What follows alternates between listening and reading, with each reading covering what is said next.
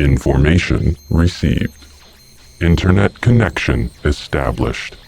You have received a voicemail. Mobile Task Force Kappa 42. Angel reporting in. Hey boys and girls, not going to give you a whole lot of chit-chat now at the beginning of these videos. I've realized that those are probably counterproductive to you guys actually getting what you need to get done. So I'm just going to jump straight into it and let's get this show on the road.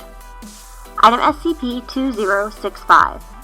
Object Class: Euclid. Special Containment Procedures. All 14 known copies of SCP-2065 are currently in Foundation custody. They are to be kept in a high-value containment vault at Site-88. Research involving SCP-2065 is currently prohibited. Under no circumstances are copies of SCP-2065 to be reproduced. Any SCP-2065-1 instances in Foundation custody are to be kept in individual standard humanoid containment cells.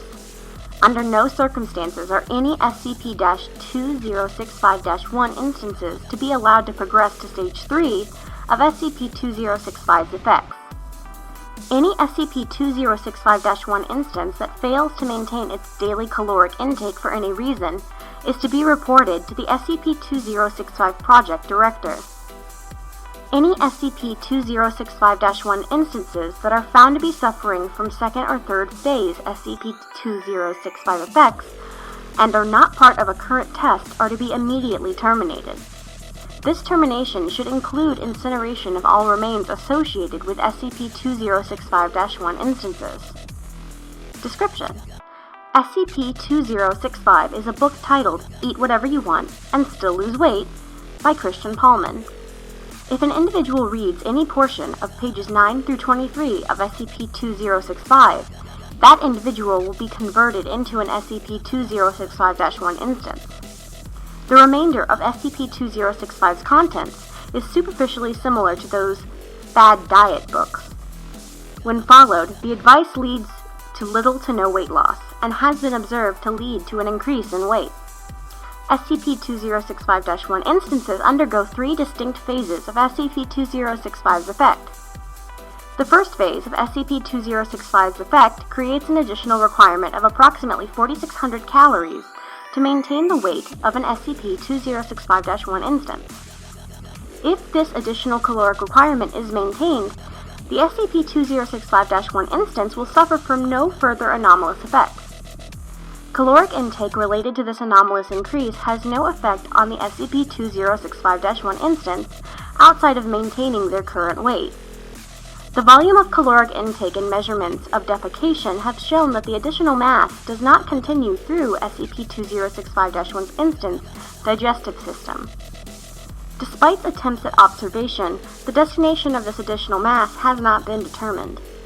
SCP-2065-1 instances that do not maintain their weight through additional caloric intake will begin Phase 2 of SCP-2065's effect.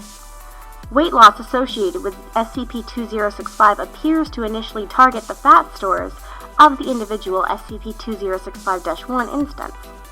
However, weight loss will continue even if there is no longer any fat to draw from as internal organs begin to act as sources for the continued maintenance of SCP-2065's effect.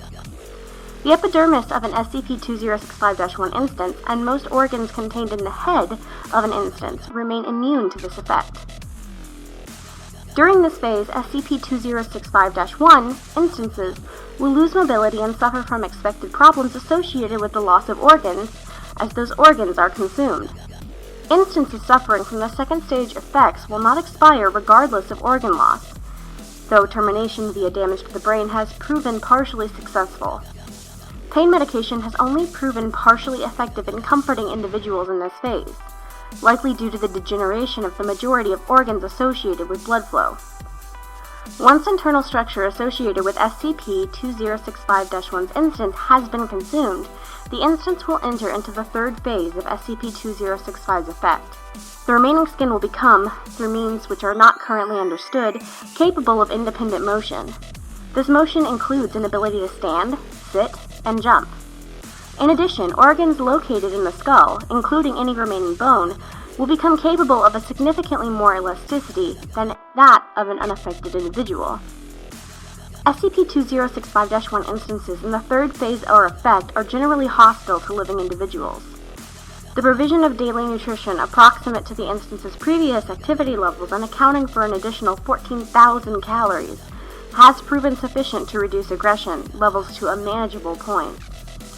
SCP-2065-1 instances in their third phase have proven difficult to be terminated, and in most cases, application of high levels of heat has been required to permanently terminate an instance.